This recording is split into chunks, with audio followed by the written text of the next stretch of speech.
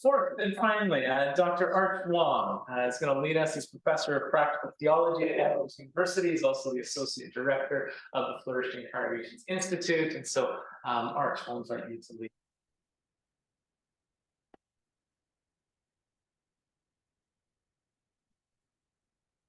Which button? On the right side.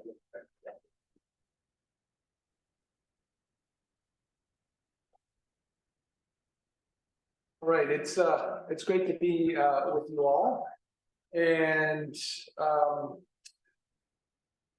the title of this presentation is "Stories of Spiritual Formation at St. Barnabas Church." St. Barnabas is just a pseudo name for it. I checked I googled St. Barnabas in Calgary. There's actually a St. Should have used a different name for that, but it's not that church. So it's a pseudo name. Just to let you know about that. So in this presentation, I draw upon the case study of Barnabas Anglican Church, really to describe and to explain the ways that this congregation understands spiritual formation and discipleship. And so these are the three things that I contend. One is for Anglicans, okay, there is an ambiguity around the question of defining spiritual growth. And let me just elaborate. Anglicans are not black and white thinkers, but instead affirm the ambiguity, okay? The ambiguity of experiences and the values of learning to tolerate and embrace complexity and ambiguity in many aspects of human life, and I would say their spiritual journeys as well. So the St. Barnabas Anglican Church is typical, okay, let me just say that, typical of this temperament. The second thing is that there's more clarity around the means of spiritual growth for this Anglican parish.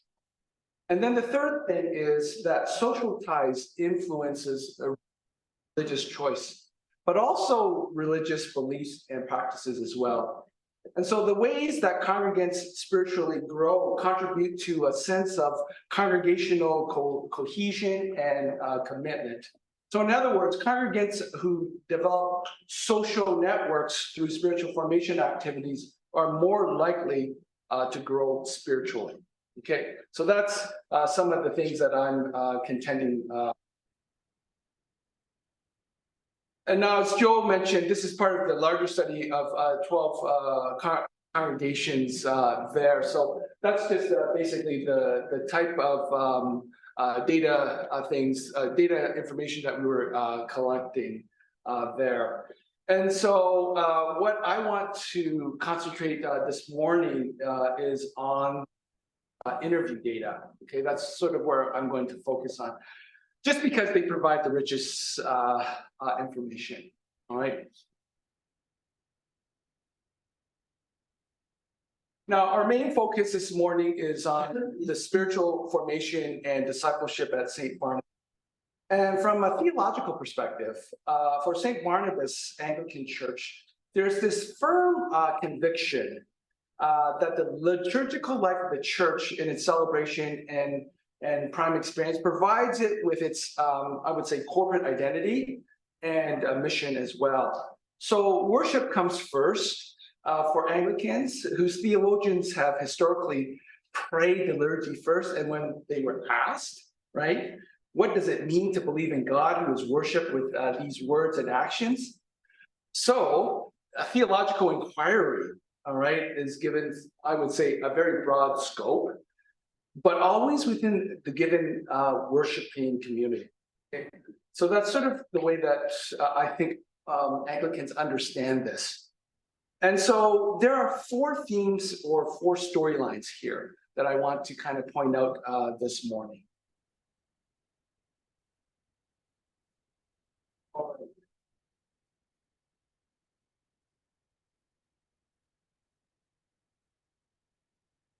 Here.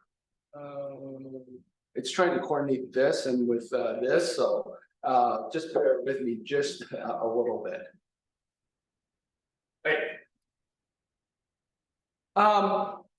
As I mentioned earlier, Anglicans aren't black and white but instead affirm, I would say the ambiguity of experience and the value of learning to tolerate and embrace complexities and ambiguities in many aspects of human life and in their spiritual journey. And yet, one thing is certain, it's worship or the liturgy. And one of the interviewers put it this way, one of my favorite sayings about Anglicans, which I've heard on a couple occasions, is that we don't check our brains at the door. You can take that in whatever way you want to. In other words, it's okay to doubt and continue to doubt and wrestle with things. And there's not a lot of dogma. And I always felt, the community that I entered was very much like that. There's a lot of searching and questing and uncertainty about the faith and what it all meant. And so that's sort of one definition. So how do we define, you may ask, spiritual growth? What does that kind of look like? The theological and sociological literature defines spiritual formation in various ways. The term discipleship or spiritual, let's say discipleship, is contested. And some theological sectors instead use the terms like spiritual formation, or they use faith formation. So with many definitions and terminologies, one common agreement, I think, is that a disciple is a follower of Jesus who moves to some type of transformation or maturity in the Christian faith. All right. And I think that the sociology of religion literature helps at this point. And I think the data fits actually quite well with this definition. And Gallagher and Newman define spiritual growth this way. They say spiritual growth is a process that involves an expanding assessment and mastery of one's religious narrative and attachment to one's tradition, expressing itself through greater participation in corporate and private worship and institutional involvement. So I think that's pretty embracing, I think, as a definition. As a theologian, I hate to admit that. The sociology of religion folks actually have a better definition or agreement on this understanding of spiritual growth. It's good because it's broad definition, but I think it captures well the what. Okay, it captures well the means and the ends of spiritual growth.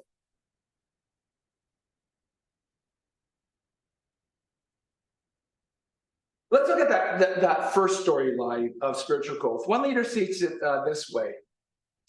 The service begins with scripture reading and some hymns in and there, singing the songs, but then there's the sermon.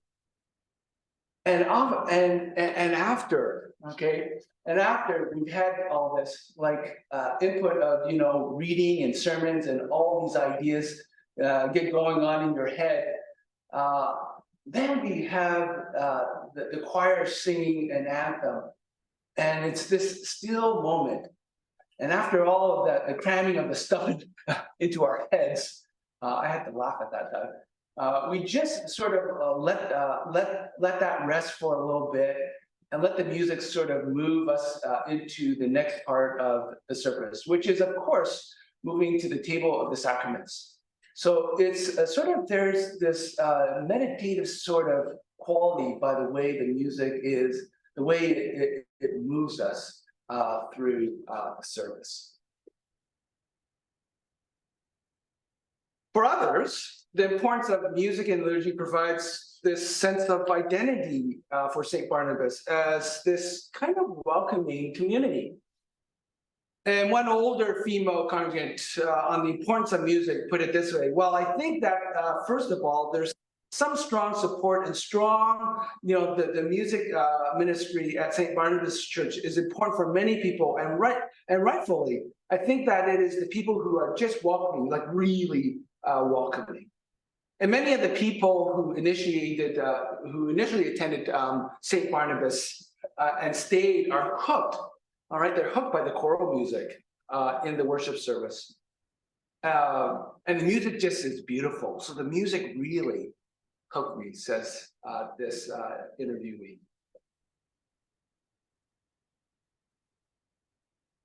So that's the first storyline, okay? The second storyline of spiritual growth is preaching. And rectors at St. Barnabas Church, and there's a long history of rectors that were great preachers, and they seem to be able to exegete the text and then be able to apply it. And this is what one congregant said, you know, he was a master exegete. That guy could do things. Like, I'd be sitting there going like, wow. And that's pretty rare. People would know, like, this was masterful. Man, he was just intuitive. Did his research and then turned that into something meaningful, right? And so, and another congregant spoke, you know, one of my favorite sayings about Anglicans, I heard it, and I've said that you don't check your brains at the door. And what I want to say is that these two quotes suggest that when it comes to spiritual growth, thoughtful preaching does give permission to doubt, and that the setting of St. Barnabas allows for this spiritual searching and questing, which is part of the journey of faith. All right, that's the second storyline. The third storyline is congregants told stories of spiritual growth that happened in Bible studies or small groups. And so before COVID-19 pandemic, Bible study in small groups helped congregants better understand faith. And one congregant stated this way: it was nice to get together and talk to our people about, you know, Christian belief. And, you know, going through the book and reading them, giving your opinion, hearing what other people thought of the same thing, to have a group discussion that wasn't just sitting in church listening to a sermon. So discipleship is about doubt and questioning, and there was some space for that. So small groups and Bible studies actually provided this context really to ask questions. The other thing is that learning with others in community seemed to be important for many of the congregants at St. Barnabas. Another aspect of small groups that congregants spoke about is the nature of trust in this small group context. And I think the one quote by an interview said, and I think that trust comes from simply the shared. It's like, you know, it's almost like if I can't trust people here, who can I trust? So as mentioned above, spiritual formation is about the ability to ask questions at times and about experiencing doubt. So for St. Barnabas, Bible study and small groups provide a context to ask questions, but, okay, this is the but. The but is the precondition for spiritual formation is trust and respect for another. So that's the third storyline. The fourth storyline is that the congregants told what they told us had to do with spiritual formation of they were quite concerned about with young families and children and youth, and really about diversity. Oops, I think I missed that. Yeah, thanks, Mark.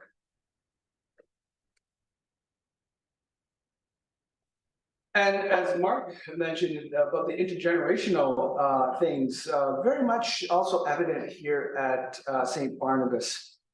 Discipleship to young families and children were important ministries before COVID-19. But during the pandemic, the parish seemed to have lost, all right, they lost a lot of momentum. And just like in any other congregations, probably the same experience as well for its young families, children, and youth. And so many of the congregants pointed to their oral history. They had this great oral history project, which showed that St. Barnabas, actually, when we dug into it, this is one of the few parishes that I've seen that has a great archive. My goodness, it's all numbered too. And my research assistant and myself were able to find everything that we need to find. And really the history shows that they had a vital history of working with children and families. And so the congregant interviews reinforced a lot of the importance of youth and family and children ministries, and the strong connection with generational diversity to the vitality of this particular parish. And so these conversations were often framed around spiritual formation and wishing for more younger people to be involved at the parish. And one parish council member put it this way.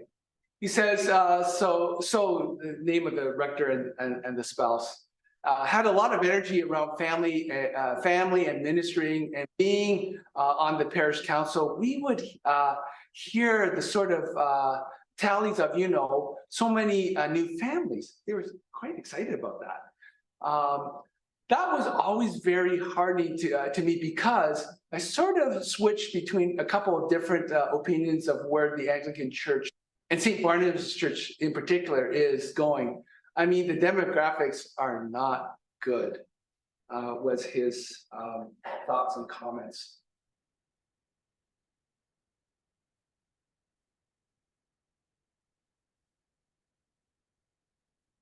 So those are the four storylines. Now, what ties these four storylines together to make for a compelling narrative?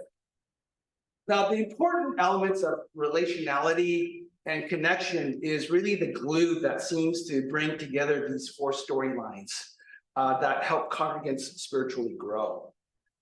Now, at St. Barnabas, spiritual formation happens in an atmosphere of community and relationship building, and discipleship happens in relationship and knowing the other. So in building community, it helps in developing religious social ties that aid in spiritual growth. And by religious social networks, I mean social ties that bind people of faith together. And so these social ties are either strong or they're sparse in nature. So congregants who have strong ties are more likely reluctant to lose them than those who have sparse ties.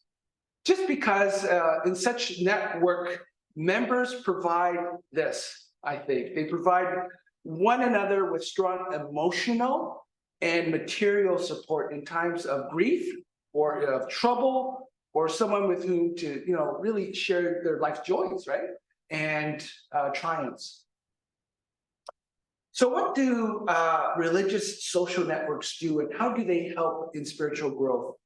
So though the empirical research that highlights the importance of religious social networks suggests that belonging to a group, such as a congregation, is an important and powerful need.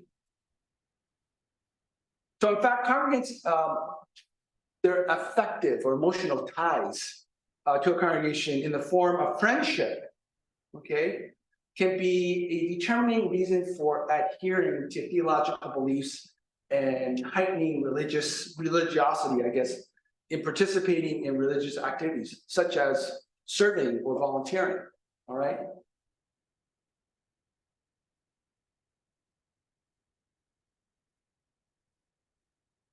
Now, what about youth, children, and families? You may wonder, okay, that was the fourth story. Like, how does that all work? And this is what we found at St. Barnabas. When there seems to be a significant presence of pastoral and key lay leadership, all right, it provides structure and programs for children and youth. So with a good cohort number of children and youth, these programs and structures provide opportunity for children and youth at St. Barnabas to not only address spiritual formation issues, this is the thing here, but strong social ties in the form of friendships that keep youth and children attending these ministries. It's all about relationships, right? It's the friendships.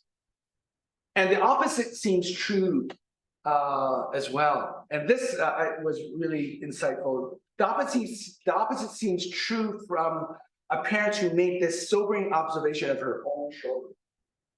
And they happened to miss that cohort, right? And this is what she says about her children. They were unfortunate in their cohort of church, of the church. Like there was almost no other kids in their age and in kindergarten, especially for the name of her child.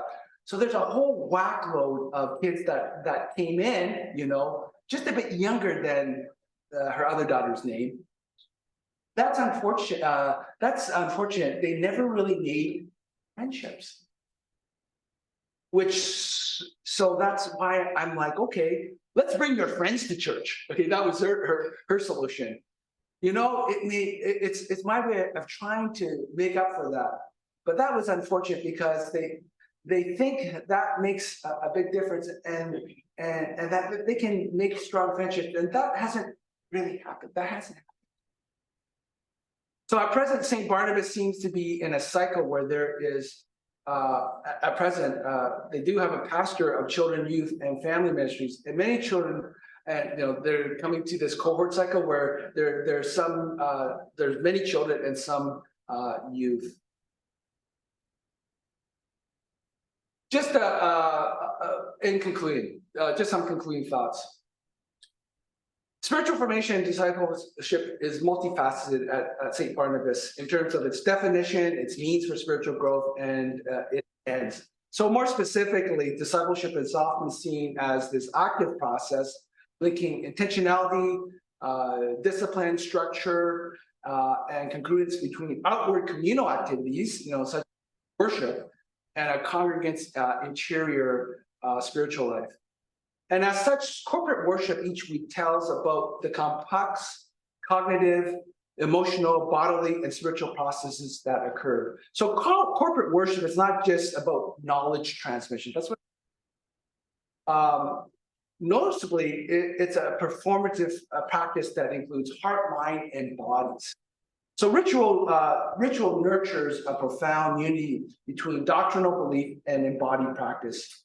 And so for St. Barnabas Anglican Church, although theology, means and processes for spiritual growth are important and vital, it is also important to look at congregants' social networks when it comes to spiritual formation.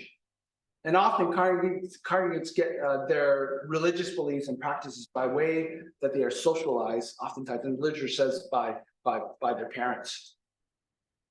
And it seems that many at St. Barnabas Church are cradle Anglicans or have been at the parish for a very long time. As mentioned, social ties also influence religious beliefs and practices.